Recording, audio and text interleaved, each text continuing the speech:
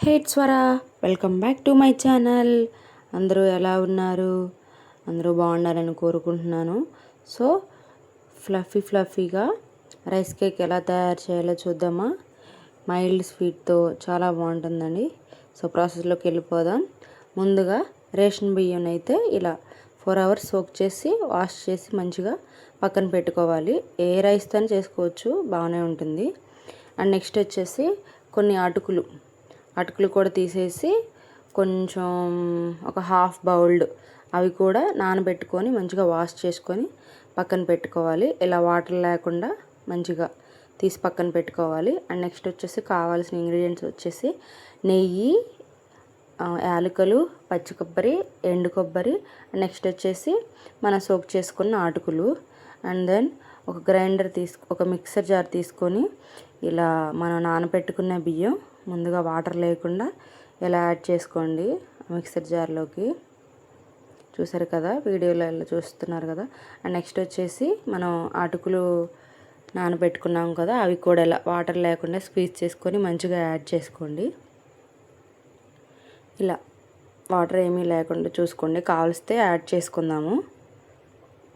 And next వచ్చేసి దీనికి సరిపడా బెల్లం కూడా ఇలా వాటర్ పోసుకొని మంచిగా, పాకం ఏం అవసరం లేదు, జస్ట్ ఇలా మరిగితే చాలన్నమాట.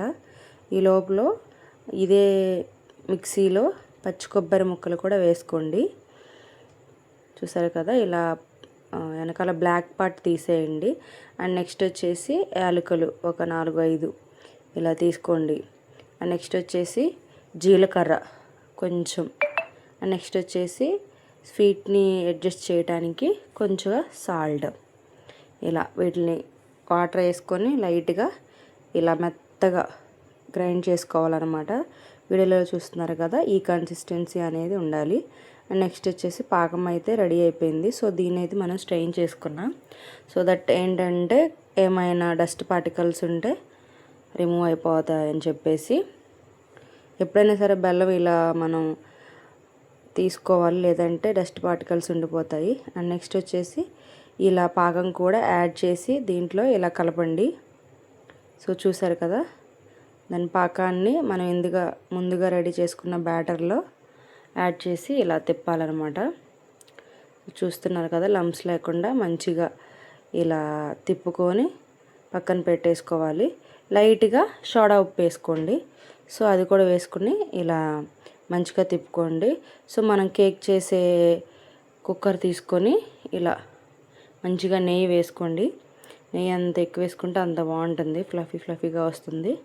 సో చూసారు కదా, ఒక 3 స్పూన్ల వరకు నెయ్యి తీసుకోండి.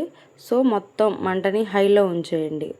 సో హైలో ఉంచిన తర్వాత ఎండు కొబ్బరి ముక్కలు ఉన్నాయి కదా, అవి కూడా వేసుకొని బాగా హైలో ఉన్నప్పుడు ఈ బ్యాటర్ కూడా వేసి ఇలా మంచిగా పోసేసి హై ఫ్లేమ్లోనే ఉన్నప్పుడు సో కొంచెం గరిటెతో ఇలా అనుకొని ఇంక మూత పెట్టేసుకోవటమే.